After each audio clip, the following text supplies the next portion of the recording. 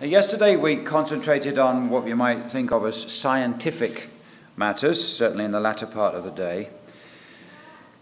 Today we're taking up the subject of meaning and morality, which is more in the realm of what people would call philosophy. Now don't be scared by the word philosophy. Everybody in the building today has a philosophy, whether you understand that or not. A philosophy is simply your take on life, the way you see life, the way you view things. It's a bit like these glasses here. When I put these glasses on, I can see you all.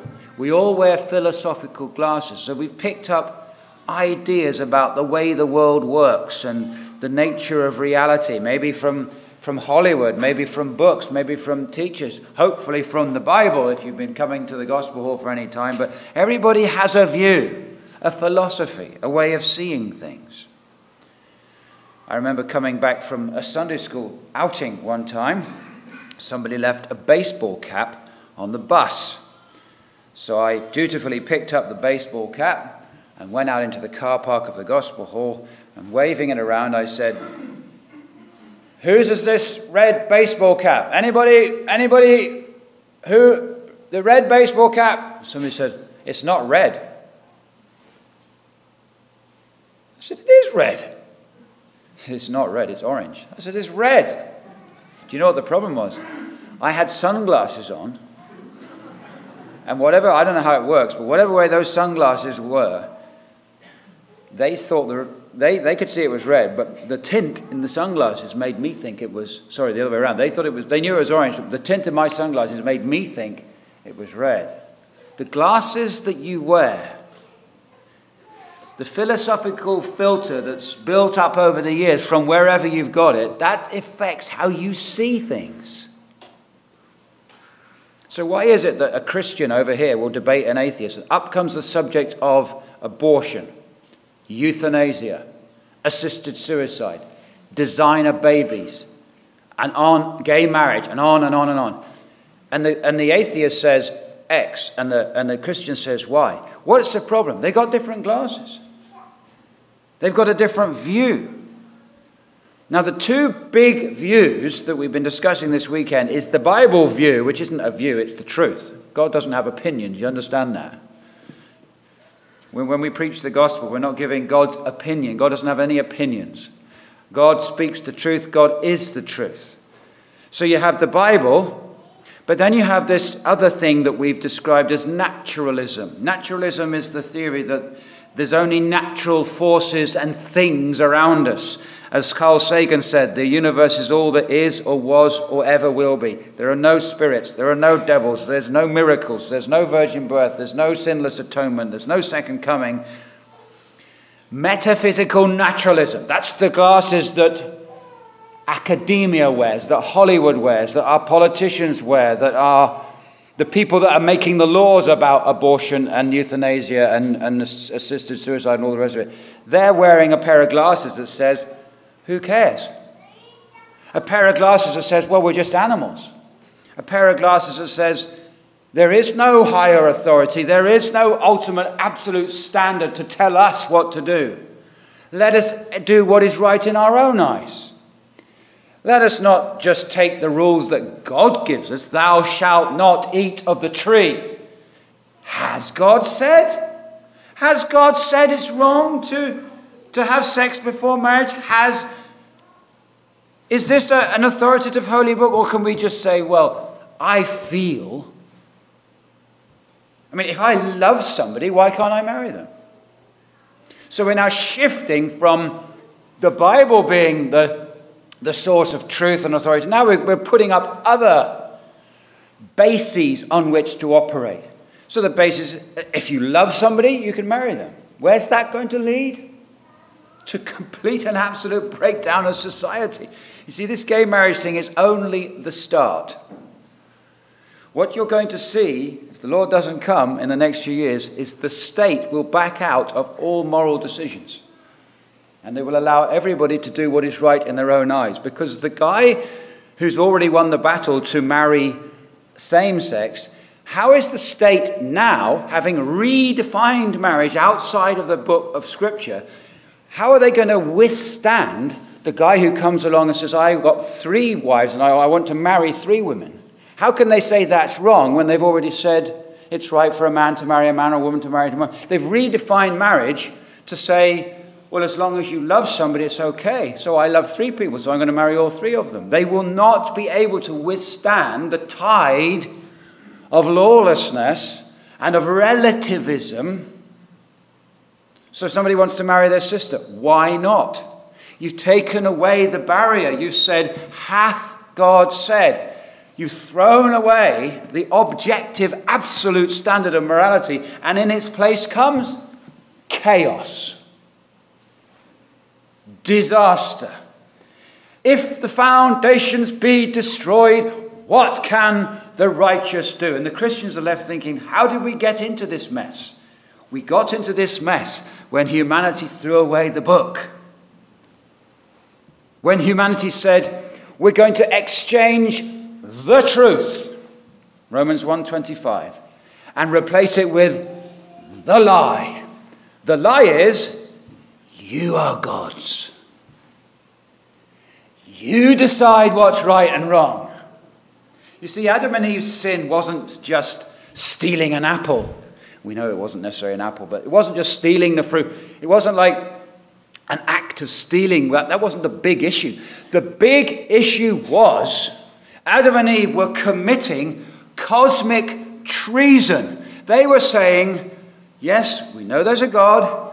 We know he's put us on planet Earth to be his representatives here, under him, under his authority. We know that. But what we're going to do is, we're not going to allow God to define reality for us, to define morality for us.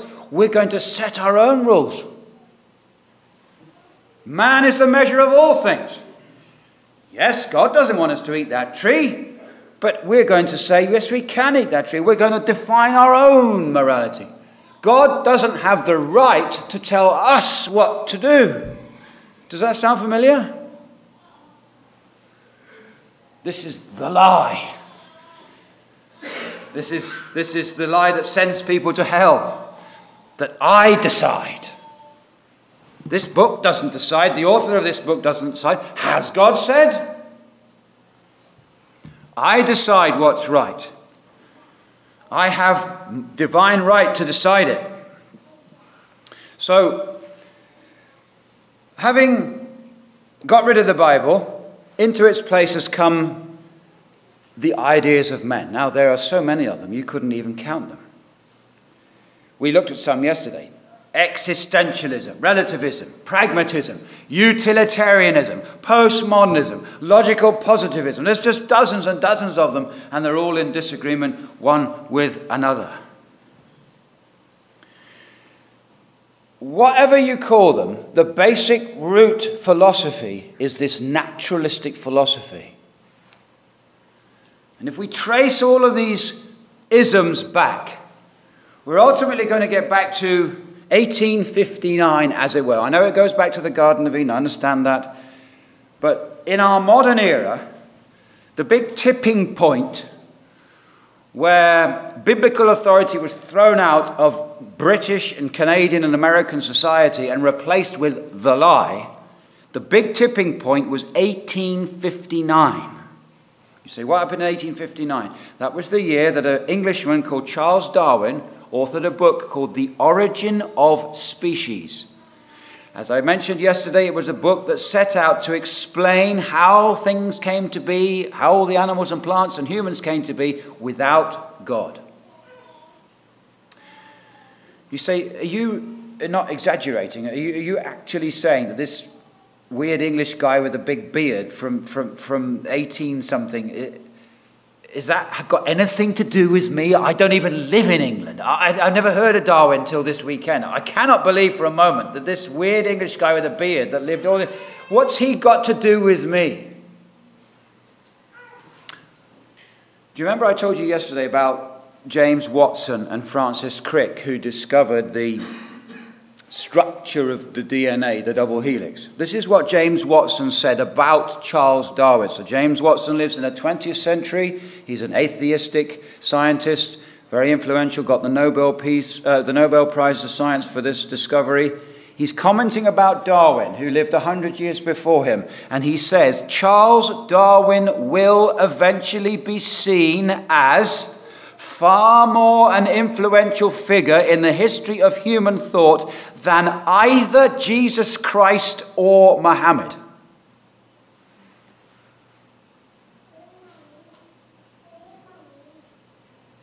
What he's saying is this: Charles Darwin's theory utterly and irreversibly changed everything.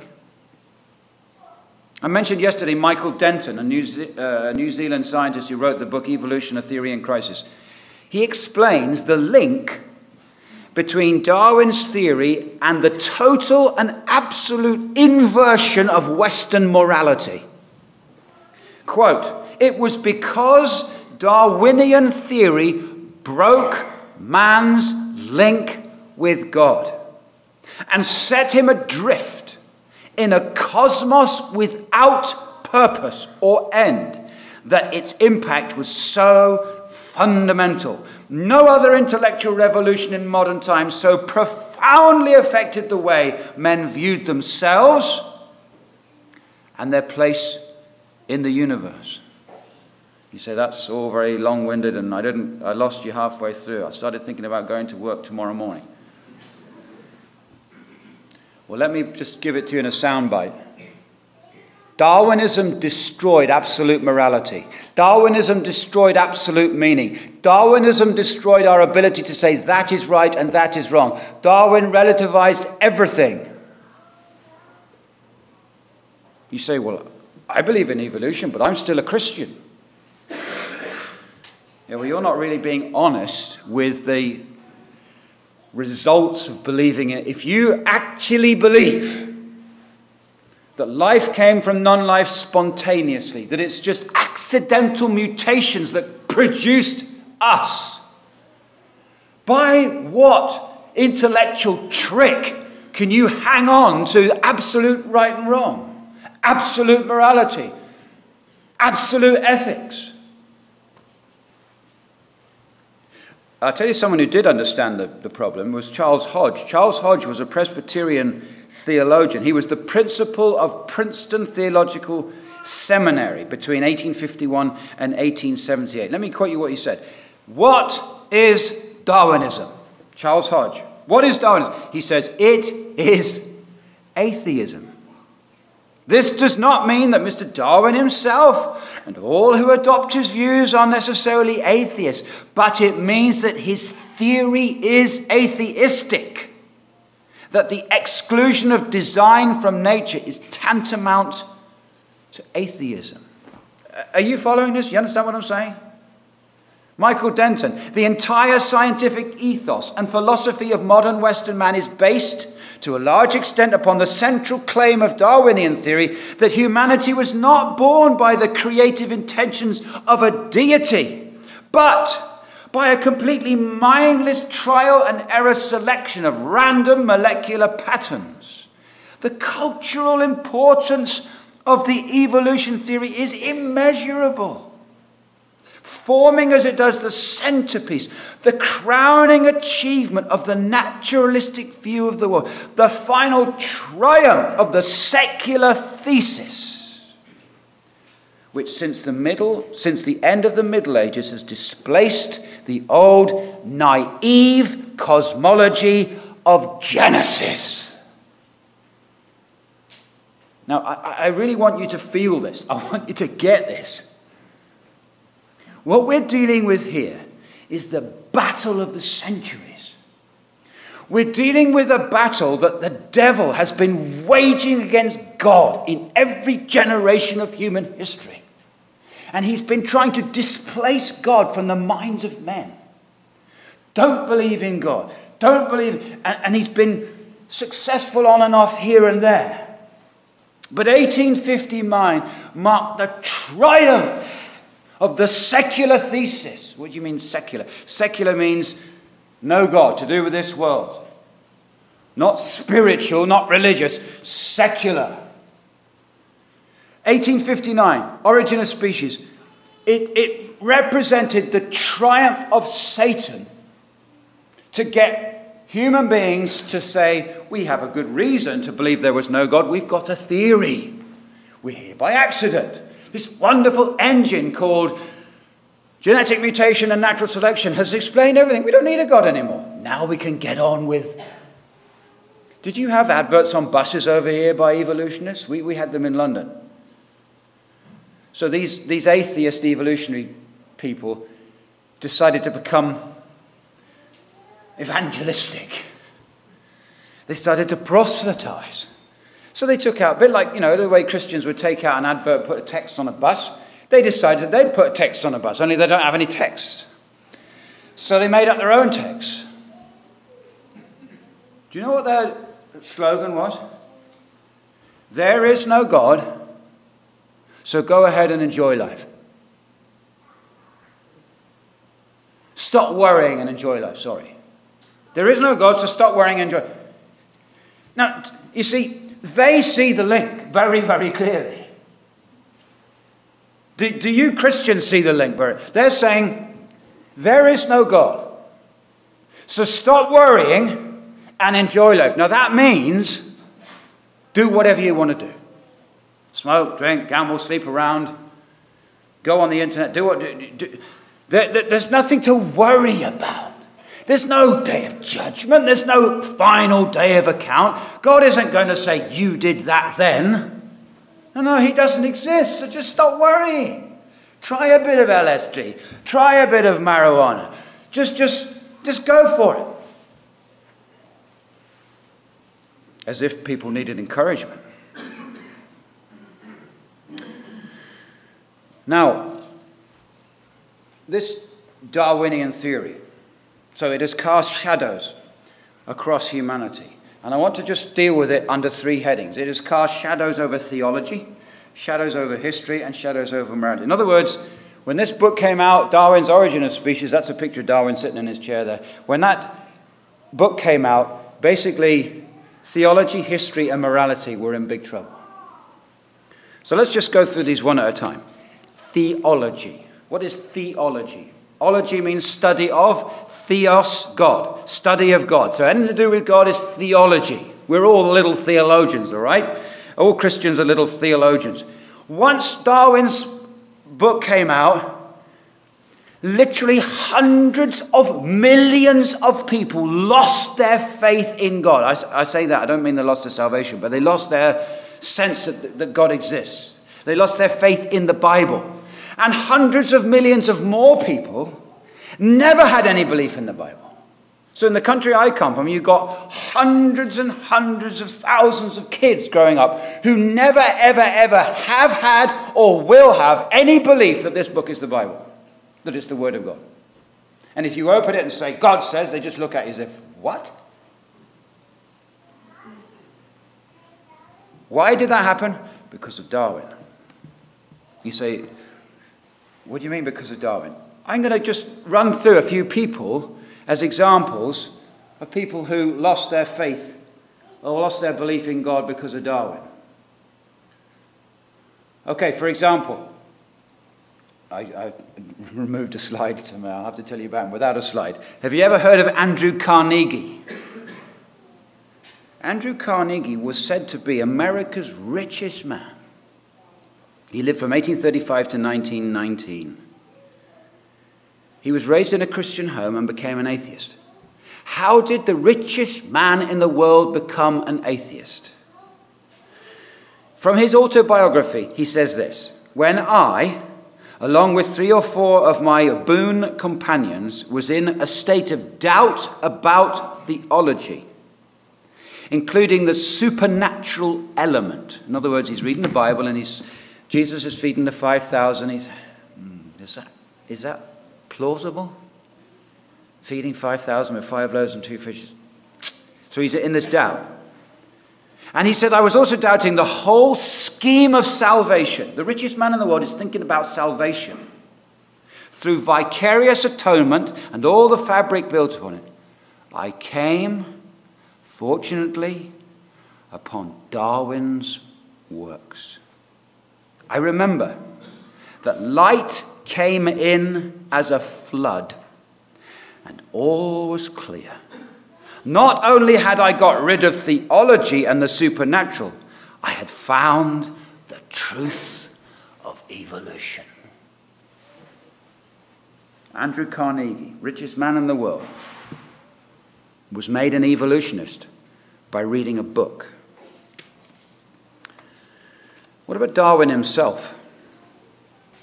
You know, Darwin didn't grow up in an atheistic world. Darwin went to church. It was a Unitarian church, which means they didn't believe in the deity of Christ, they didn't believe in the Trinity, they didn't believe in the atonement of Christ and so on, but he at least was going to some kind of a church. And when he failed in medicine at Edinburgh, his dad said, "Oh, well, you might as well become a clergyman." Yeah, back in those days, if you weren't good at anything else, I could just become a clergyman. Just stand up on Sunday and read a sermon and sit in the garden and have tea and cakes. That was the kind of idea years ago.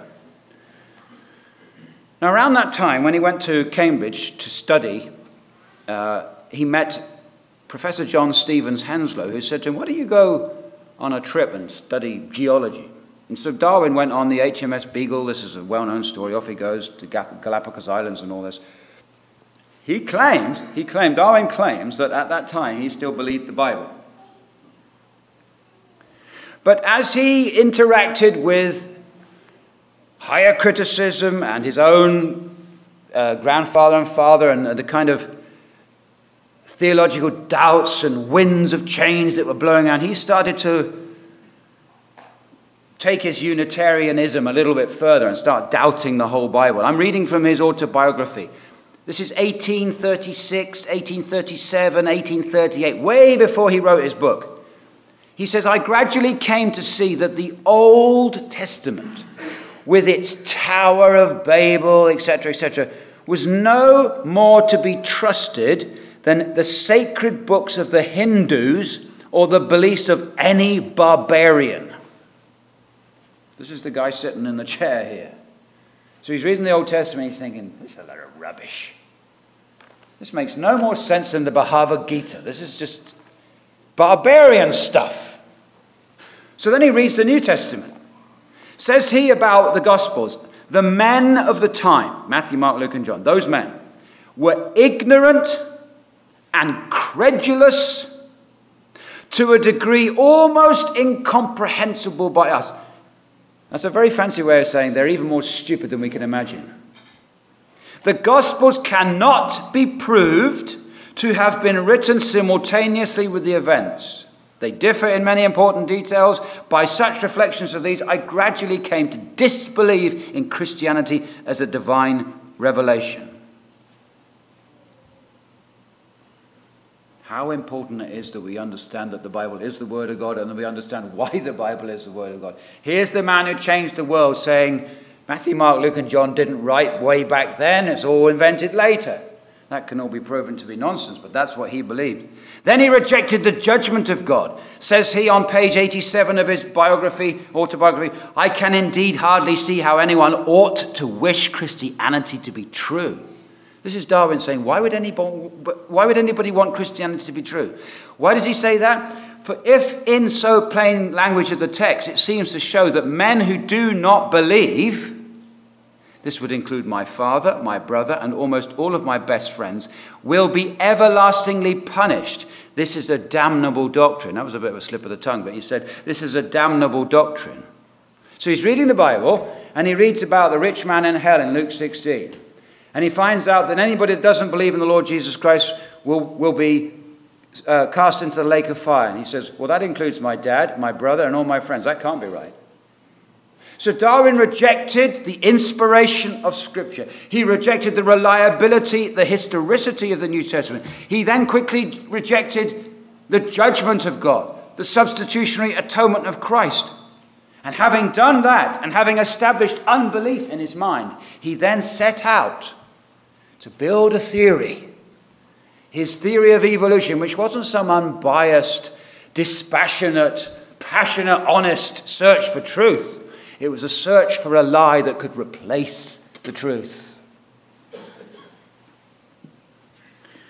What a terrible shadow it's cast over theology. But not only a shadow over theology, It has cast a shadow over history. We've just elected, well, we haven't elected, the Labour Party in our country has just elected to lead it a Marxist. His name is Jeremy Corbyn. Karl Marx lived from 1818 to 1883. He's the guy on the left at the top there with the beard. He was baptized as a Lutheran in 1824, raised in a Christian home by a fanatically pietist Protestant father. This is the father of Marxism. This is the man who wrote the Communist Manifesto, who wrote Das Kapital, who, along with Engels, invented communism. He was baptized. His dad was a fanatic Protestant. What happened to him? He got hold of Darwin's book. He was literally, the word that's used is, he was infatuated with Darwin. And when he got hold of Darwin's book, it says, and I quote from a book about him, he spoke of nothing else for months but Darwin and the enormous significance of Darwin's scientific discoveries. So he publishes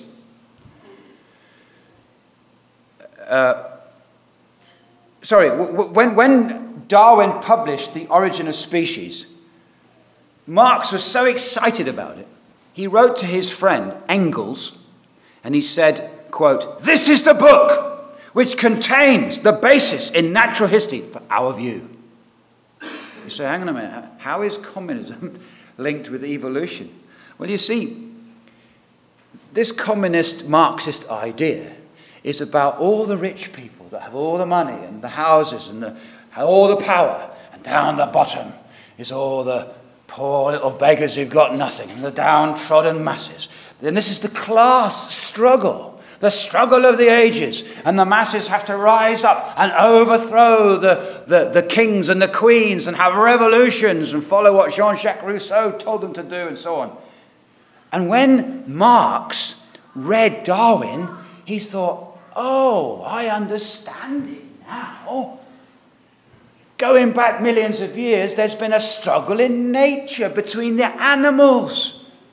The survival of the fittest is how the whole world works. The fittest animals survive. Nature is red in tooth and claw. And we're here today because we've survived by killing our other species that are floating around the world. And that's how the world works. And so, since human beings are just animals, we're not special, we're not made in the image of God, we're just big-brained apes.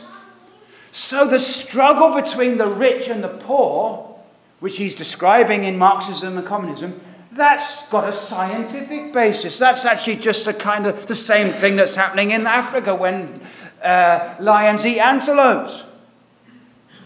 So he could actually see, or he thought he could see, in Darwinism, a kind of scientific basis for communism. You say, well, so what? That's just a wacky idea. Ideas have consequences. So there's people in Russia, and they're thinking, oh, this is an interesting book by Mr. Marx, Das Kapital, the Communist Manifesto. Should we put it into practice? And along comes Lenin, Vladimir Lenin. Now, you say, was he raised an atheist? No, he was born and raised in the Orthodox Church. But when he discovered Darwin and when he discovered Marx, Lenin's life was changed forever. If you were to go into Lenin's office in the Kremlin, do you understand? We're talking about a man here who murdered millions of people, who's in charge of the USSR, communism and all that. 1918, the revolution, you understand, this is the Iron Curtain, this is the disaster of the 20th century.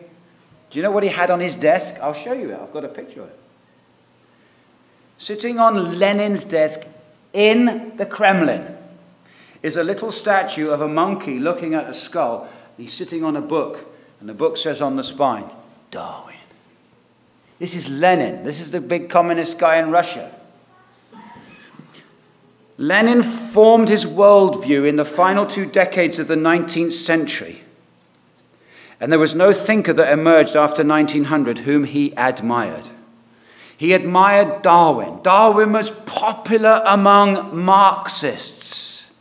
This is what Lenin said about God. Quote, "Every religious idea of God, even flirting with the idea of God, is unutterable vileness of the most dangerous kind, contagion of the most abominable kind. Millions of sins, filthy deeds, acts of violence, and physical contagions are far less dangerous than the subtle spiritual idea of a God." This guy was in charge of a whole country. There are statues to this guy. You can go and see his tomb. You see, you just thought that the Cold War was about politics and about nuclear weapons. No, no, no, no, no. The Cold War is all part of the idea of who's going to win this cosmic battle, not between political parties, no, but between the devil and the Bible. So along comes the next guy, Joseph Stalin, 1879 to 1950. I hope I'm not boring you with all this. To me, this explains everything. This explains how history has operated. Joseph Stalin went to a church school. You say, I've never heard of Stalin before. Well, you'll hear about him in a minute. Just you wait.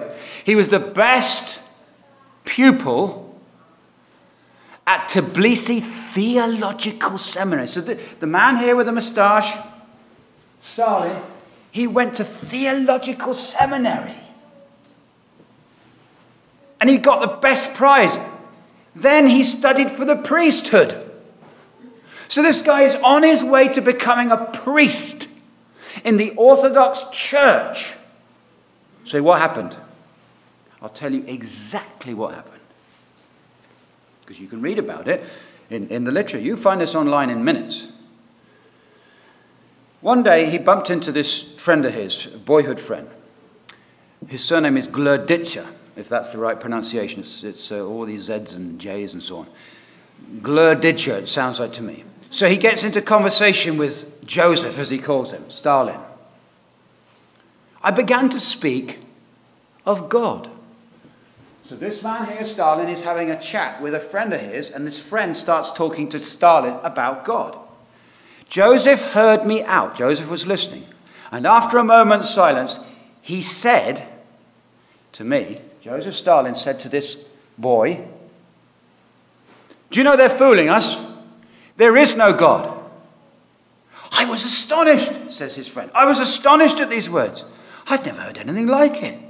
How can you say such things, Joseph? Do you know what Joseph Stalin said to his friend? I'll lend you a book to read. It will show you that the world and all living things are quite different from what you imagine. And all this talk about God is sheer nonsense. What is the book?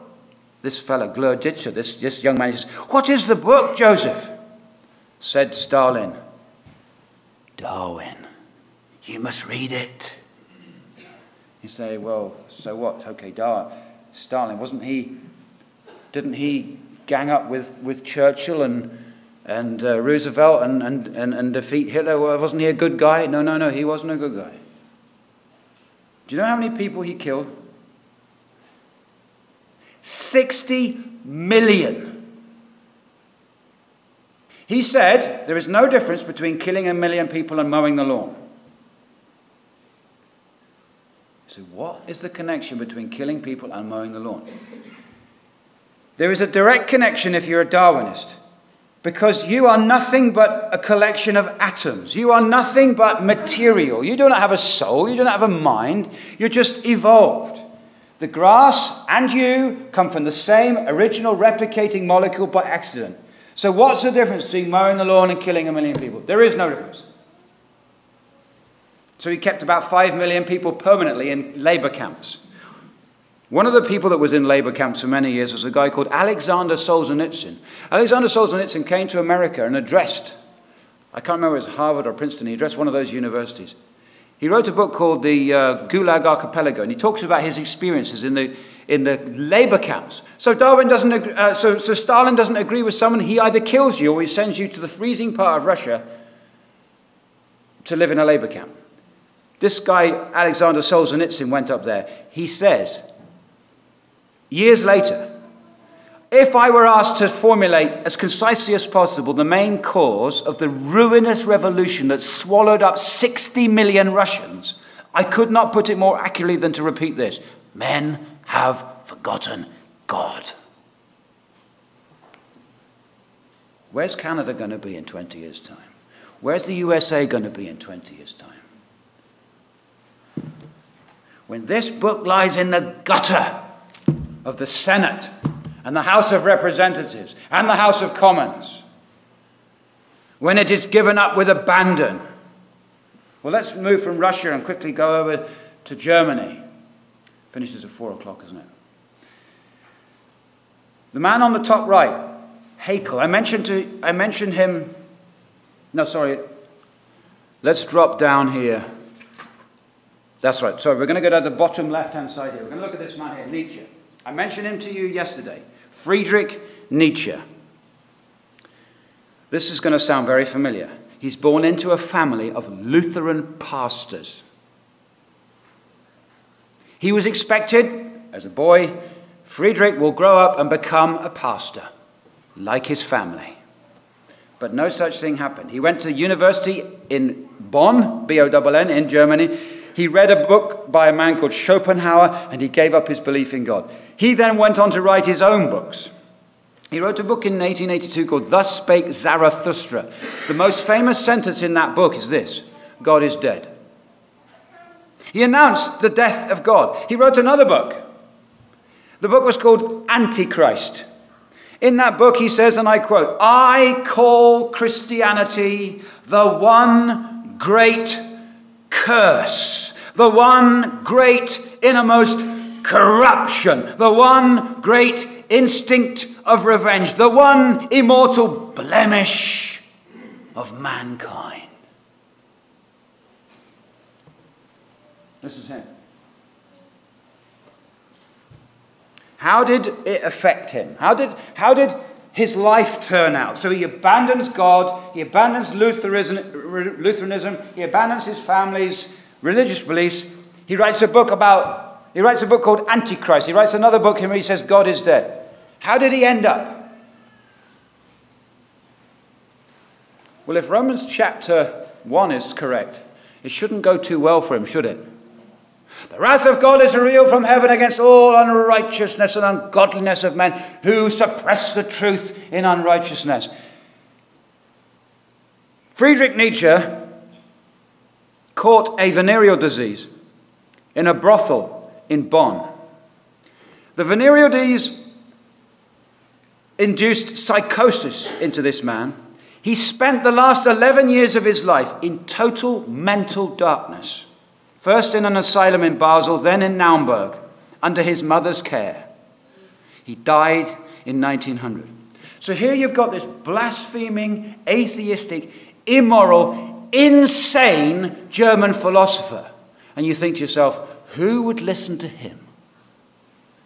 Whoever would take any notice of him? Turns out he is still one of the most influential men in world history. In fact, 20th century history is unintelligible without knowing who he is. You say, what's his link with Darwin? Friedrich Nietzsche called Charles Darwin one of the 3 greatest men of his century. Men like Foucault, Derrida, Adler, Carl Jung, George Bernard Shaw, W.B. Yeats, these were all men who read and studied and enjoyed Friedrich Nietzsche. You say, well, okay, this is all very interesting, but it sounds a bit political. Where's the link with morals? Well, let's just move on a little bit now, because I want to introduce you to the man on the top right-hand side, Haeckel, another German. I mentioned him to you yesterday. So he's born in a Christian home. Another one of these Christian home stories. At age 26, He reads Darwin's book for the first time. We're now top right-hand corner, Haeckel. He reads Darwin's book, age 26. This is what he said. As I read the book, scales fell from my eyes. I found in Darwin's great unified conception of nature, the solution of all the doubts which had bothered me since the beginning of my biological studies. Now, he was the man that used to go around with the big pictures of the embryos that were doctored. You remember I showed you them yesterday? He used to pretend that we all look the same when we were first conceived in our mother's womb. And he was forcing this whole concept of the survival of the fittest, Darwinian selection. And he took it from just the sort of ancient history and said, well, why don't we apply it to society now? So, for example, he wrote a book called The Natural History of Creation. And in the front of that book, he drew a picture of human beings and sort of worked them down by a little grade slowly to apes. And he said, well, obviously, as we look at humanity, some human beings are more evolved than others. And some races are superior to others. He was a shocking racist. So he says, and I quote from his book, The Wonders of Life, the lower races are psychologically nearer to the mammals than to civilized Europeans. We must therefore assign a totally different value to their lives. So they used to put the Aborigines in cages. And like a zoo, you could go and see as if they were in the zoo, because they weren't quite human. But of course, you then take it the next stage. Well, if people aren't quite human, then, well, do they really fit? And along came Hitler.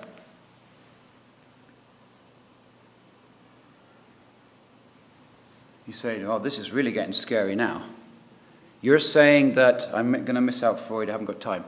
You're saying that there's a link between Hitler and Darwin? Now that really is extreme. I never heard that before. So this guy Hitler, who had the Holocaust and he killed the Jews, there's some link between him and Darwin. I've missed that one. I never understood. What's the link between him and Darwin? Well, let me give you some clues. Do you know who Hitler's favorite author was? Nietzsche. He visited the Weimar archives where Nietzsche's books were kept. When Hitler went to see Mussolini one day, who was the fascist dictator in Italy, when he met him, he says, here, I've got a book for you, Mussolini, and he gave him Nietzsche's book. You know the way you would meet someone and say, oh, there's the latest Christian book, you need to get this, like preaching the gospel we had yesterday. So these are the dictators who are killing millions of people. What books are they reading? Nietzsche, Antichrist, God is dead. Hitler also admired Darwin. Hitler stressed and singled out the idea of biological evolution as the most forceful weapon against traditional religion. And Hitler repeatedly condemned Christianity for its opposition to the teaching of evolution. So the fittest survive. Some races are superior to others. It's proved by Darwin's book. Can you see where the Holocaust came from? Can you see where the master race, the Aryan super race, came from? Can you see why there was this man called Joseph Mengele? You ever heard of Joseph Mengele? So Joseph Mengele is this twisted, corrupt Nazi official, big friends with Hitler. He lives at Auschwitz. That's his address. And as these people come to Auschwitz, he takes the children into his little office there in Auschwitz, and he does operations on them. So why does he do all this? Because he believes Darwinism. And he's trying to find out all about who's superior and who's not. And we're going to measure people's noses to see whether they're the right shape or not. And we're going to put to death certain types of people. Well, of course, anybody that's disabled, anybody that's got any kind of Down syndrome or anything like that, well, they're obviously not fit. Well, I mean, what would nature do with people like that?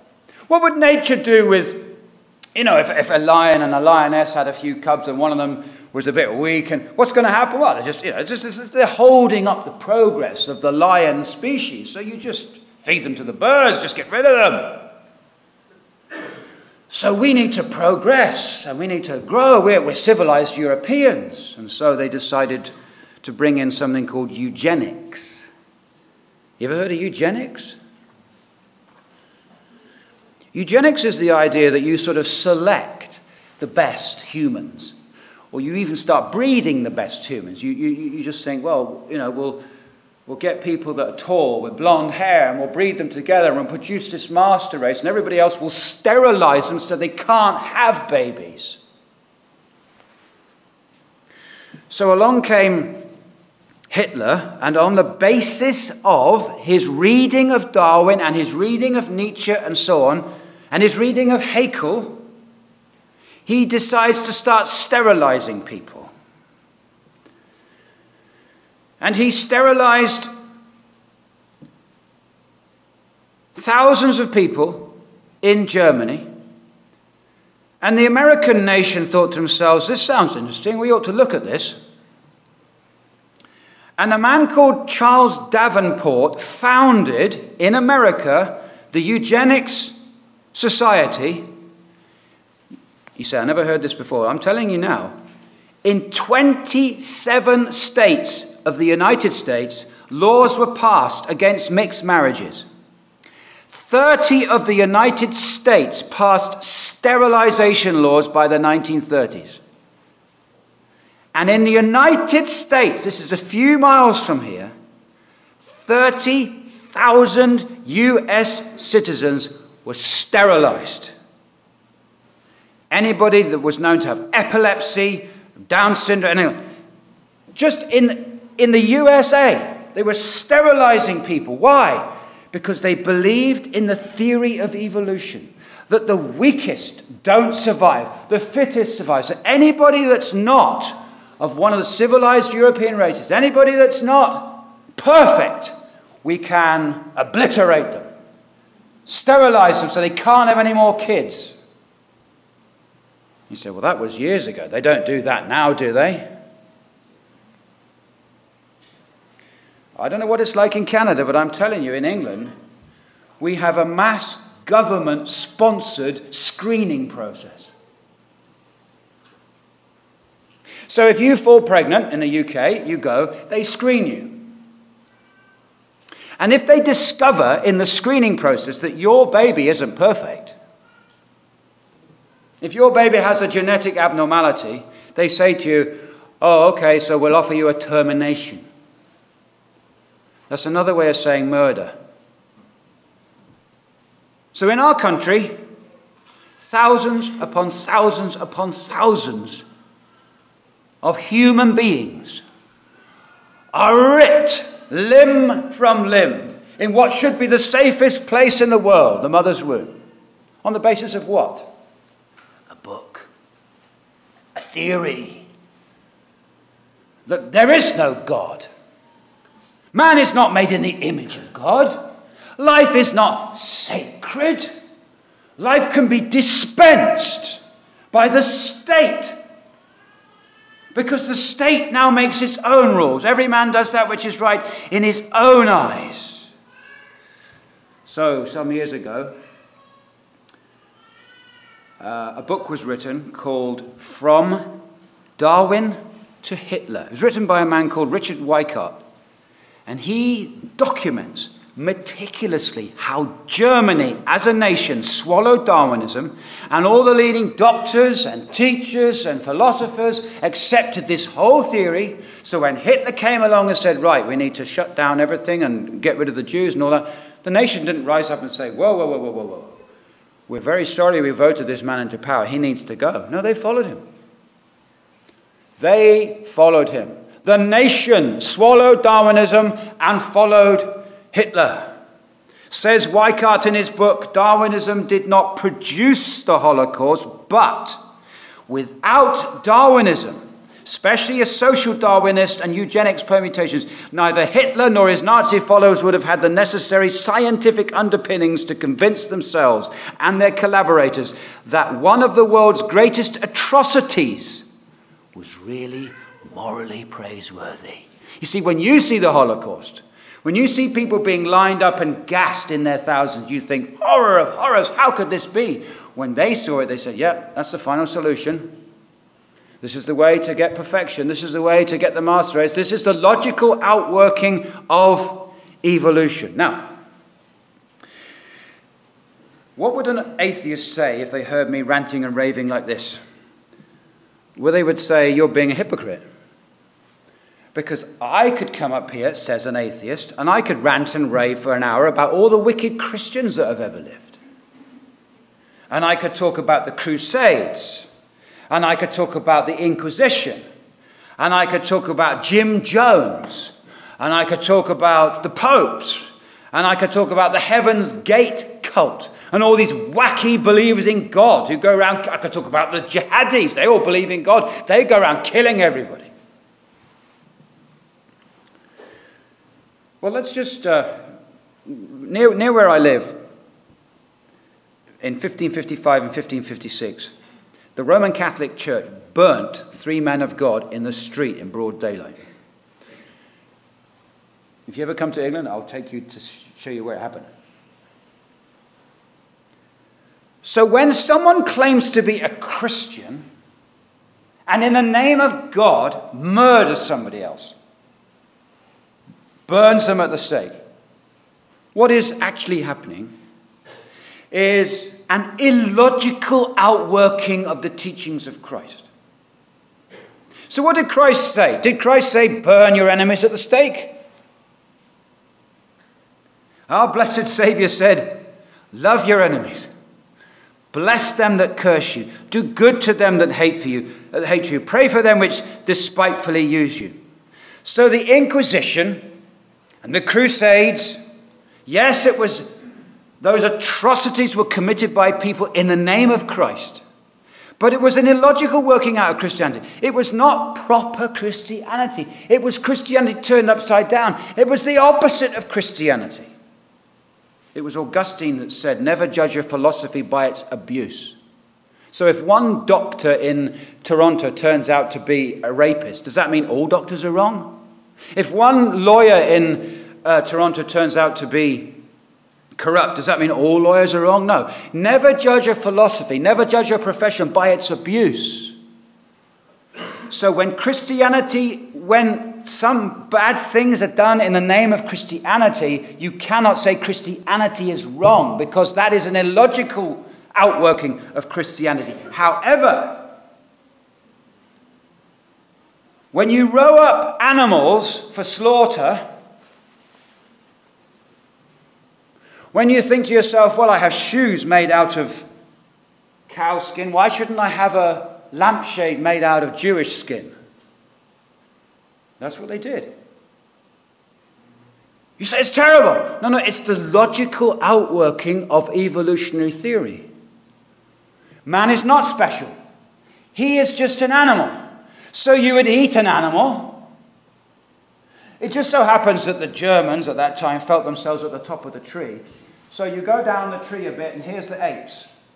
Well, you might eat an ape. Some people would eat apes in certain parts of the world, I believe. They eat monkeys' brains. So here's the top of the tree, here's the ape. So what about the people halfway between? Would you eat them? That's what's happening. Who's to say? It's the logical outworking of Darwinism. Darwinism leaves us with no basis for ultimate truth, ultimate morals, ultimate ethics, because there is no accountability to an ultimate authority. A dark shadow cast over theology, a dark shadow cast over history, a dark shadow cast over morality. You know, we tend to think, do we not, of the history of Western man as kind of progress. I mentioned this yesterday. And we kind of think, well, we live in a scientific age. And, you know, years ago we used to be ignorant and stupid, and now we're getting better and better and better progress. We've put a man on the moon, we've got a smartphone in our pocket, and there's fantastic things being done in science. No, just you wait. Because what is about to happen in Western society is the corrupt, fallen, wicked, independent, autonomous, rebellious mind of man is about to be connected to a perverted science. This is a dynamic quote. This is a German Darwinian biologist called Arnold Dodel, D-O-D-E-L. This is what he wrote in 1904. So this is 111 years ago. The new worldview actually rests on the theory of evolution, and on it we have to construct a new ethics. All values will have to be revalued. And that's what's happening. That's why in Canada and America and in Europe all the walls have fallen down. Because when somebody says, oh, but we shouldn't be doing this, we shouldn't be doing that, we shouldn't be doing the other, everybody just shrugs and says, why not? And if you pull out the Bible and say, well, because the Bible says so, they look at you as if you've come from Mars. Because they got rid of the Bible in 1859, and it's been replaced by a new ethics. So Richard Dawkins, I must get off the negative stuff and get onto some positive stuff in a few minutes. Richard Dawkins, in his book, The Devil's Chaplain. So this is the leading atheist in the world today. He's in America just recently. He's charging £1,000 a ticket to have dinner with Dawkins. $1,000. So we can't get people to come for free. He can get them to come $1,000 at a time. In his book, The Devil's Chaplain, he says there is no difference between an abortion and the killing of a chimpanzee. And he defends cloning, embryo research, and everything else. Now let me finish by looking at 4 questions. And what I want to do is summarize what we've been doing this weekend by working down these 4 questions and saying, what does the theological glasses, what does the Bible say, and what does naturalism say? And let anybody here who's not convinced, let them choose between these two. We're going to ask these 4 questions. Origin, meaning, morality, and destiny. Origin, how did life come to be? Meaning, what is the purpose of life? Morality, how may I know the difference between right and wrong? Destiny, what happens to me when I die? First question, origin, how did life come to be? What does naturalism say? Naturalism says everything came from nothing by accident. Life came from non-life. Reason came from non-reason. In the words of Will Provine, the biologist at Cornell University, Darwinism means no life after death, no ultimate foundation for ethics, no ultimate meaning for life, no free will. You got it? You say, what do you mean no free will? I've got free will. I can do what I want. No, you can't. Not if you're just neurons. Not if you're just DNA. You do what your DNA says. Your free will is an illusion. You think you are choosing this and choosing that, but you're actually just doing, well, in the words of Richard Dawkins, you're dancing to your DNA. How wonderful to go back to the Bible. How did I come to be? I was created by an infinite, absolute, eternal, all-knowing, all-powerful, ever-present God, who had in mind my eternal blessing to make me like his son. How did I come to be? What about the question of meaning? What is the purpose of my life? Do you know, somebody asked Dawkins one day, what's the purpose of life? He said, that's a silly question. That's like asking, what is the color of jealousy? Stephen J. Gould, who I mentioned yesterday, leading American evolutionist, he said about you and me, we are here because, this is a big statement, we are here because, you're on planet Earth because, quote, one odd group of fishes had a peculiar fin anatomy that could transform into legs for terrestrial creatures. We may yearn for a higher answer, but none exists. Did you get that? You are on planet Earth wandering around from place to place today because many, many millions of years ago, a fish evolved legs. That's it. There is no other reason why you're here. Go hang yourself. That's what it's saying. It doesn't matter. Nothing matters. Life has no meaning. Put those Bible glasses back on again. Things look a lot better when you've got Bible glasses on. What is the meaning of life? Says the Westminster Confession. You wouldn't want to believe everything in the Westminster Confession, but you certainly got to go for this. To glorify God and enjoy him forever. The very purpose of my existence. To glorify God and enjoy him forever. Meaning comes from my Creator, who made me for his pleasure and made me on purpose to worship him, to serve him, to live for him, to dwell with him. How did I come to be? What is the purpose of my life? Let me ask this next question. How may I know the difference between right and wrong? If there is no ultimate lawgiver, then there is no way to decide ultimately and accurately what's right and what's wrong. So an atheist who says, that's not fair, that's not right, I don't agree with that because that's not ethical, that's not moral, he's sitting on a branch that he sawed off years ago. We have a program on the radio at home called The Moral Maze. Once a week, these philosophers all get together and discuss the latest moral issue, Syria, ISIS, whatever it is.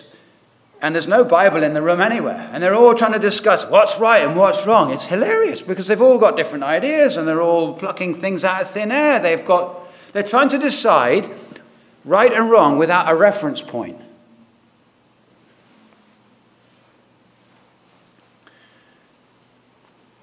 So at Nuremberg, when the Nazis went on trial, what was their response? So the Americans and the British managed to round up a few Nazis. Most of them got away. They rounded up a few and they put them on trial. You've killed 6 million people. It's a terrible thing to do. And they looked back at the judge and said, we were just obeying the law of the land. You see, when you challenge an atheist on what's right and wrong, you say, oh, that's against the law. Yeah, but what if the laws change? What if man changes the law and says it's all right? It's all right to do these things. We can pass our own laws. We can define right and wrong ourselves. Atheism leaves us with no way of distinguishing between right and wrong. What does the Bible give us? The Bible gives us an absolute standard. Don't we preach it in the gospel? All have sinned and come short of the glory of God. That's how you distinguish between right and wrong. We have a creator God who is absolutely perfect, and he has revealed his character and nature in the scriptures, and there it all is for us. The perfect righteousness and holiness of God has been laid out before us, and that's why we preach sin. But they daren't call sin anymore in the world. I didn't mention it, but Freud, there was a man on that chart earlier on, Sigmund Freud. You ever heard of Sigmund Freud? He's the man that made up the id and the ego and all that. We still talk about it, somebody's ego. That all goes back to this Sigmund Freud. Freud took Darwinism and he didn't apply it to politics. He didn't apply it to medical stuff. He applied it to the mind. He applied it to psychology. And he said, oh, so you've got a terrible desire to do this, this, and this, and this. and you went to a priest and he made you feel guilty. He said it's wrong. Oh, that was a terrible thing of the priest to do that. It's not wrong. It's because you evolved from an ape. You're only doing what your ancestors used to do. You shouldn't worry about that. That's all. There are ways of dealing with that. And so we're now moving from a situation, we have moved from a situation where we now deal with sin and guilt. And people who have a drink problem and a drug problem, they seek spiritual advice. No, not anymore. If you've got an addiction to this or an addiction to that or an addiction, notice the language change now. You don't go to seek spiritual advice. You don't seek repentance. You don't seek restitution. You don't seek deliverance from guilt. You go to a clinic. A clinic. Why do you go to a clinic? Because you haven't got a spiritual problem. You've got a physical problem. And your addiction is nothing but physical. So you're addicted to immoral practices. You've got this massive problem. You just can't stop doing bad stuff. Well, that's not sin. That's not guilt. That's not immoral. That's just stuff in your brain. And we can retrain you and refocus you. And well, we're all pretty much the same and we can't condemn anybody. And you just come along to our clinic and pay money and we'll let you back out again because there is no such thing as sin anymore. Freud redefined sin along with Adler and all the Jung and all the rest of them. Basing on Darwin's theory, we're just animals, we're not special. Morality has been redefined. Finally, destiny. Naturalism's answer to origins is bankrupt. Naturalism's answer to meaning is there is no meaning, which is a meaningless statement. Naturalism's answer to morality is there is no such thing as right and wrong. What is naturalism's answer to destiny? A hole in the ground. That's it. Do you think if naturalism is wrong on origin and wrong on meaning and wrong on morality, that it's going to be right on destiny? Is there somebody here today banking on atheism and Darwinism and hoping that when you die there is no heaven and there is no hell? Think again. The Bible reveals to us most emphatically that what happens down here matters somewhere else. Sin has consequences, and in this life is your moment to get right with God. We'll deal with this later in the gospel meeting. To get right with God and to be ready for eternity. Some years ago, I went out with my staff for a Christmas dinner. I came home, picked up my kids from my mum and dad's house, went round the corner to my house, and about half an hour later the phone rang. It was my mum. She said, "Can you come round? Dad's not speaking." It was about 2 days before Christmas, 2001. I went round to the house. My dad was sitting in his office chair. And I went in and I said, "Are you all right, Dad?" And he just looked at me, blank. Couldn't speak. So my wife was there. She's a nurse. So we laid him down, called the ambulance. He was taken away in an ambulance to the hospital. And a few hours later, we got a phone call. "Your father has had a massive bleed, stroke. And about 70% of his brain in the scan is just very, very unlikely that he will live." 79 years of age.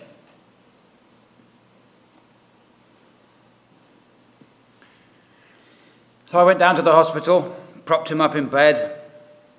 He couldn't see me, couldn't speak to me.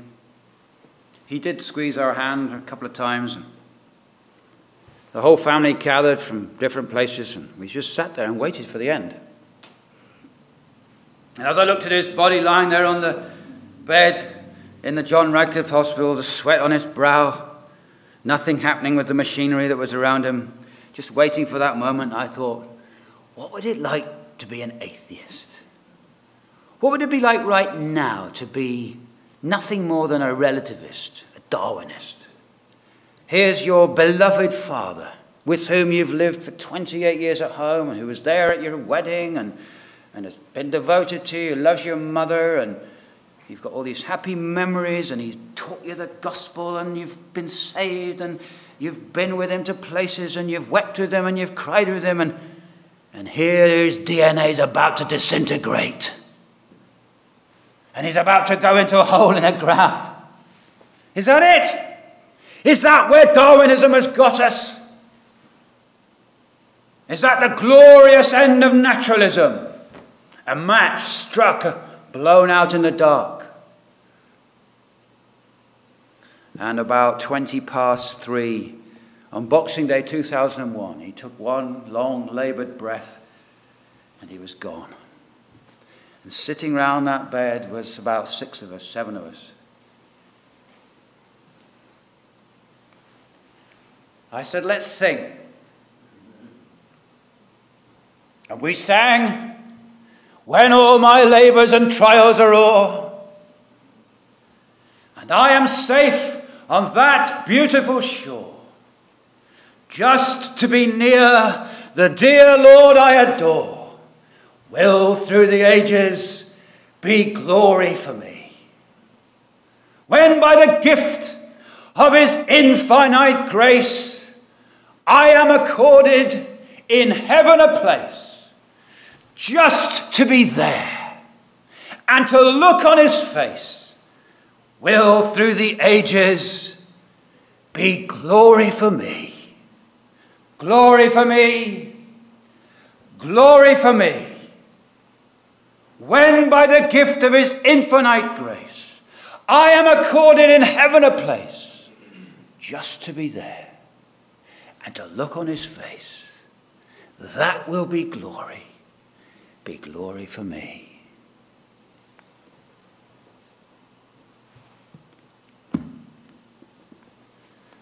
When you come to the end, my friend, there will only be one thing that matters. Do you have the truth? Or are you believing the lie? And if there's anybody here who's having doubts, just you take away from this conference this one thing: that God is true and his word shall stand forever. Let's close with a word of prayer.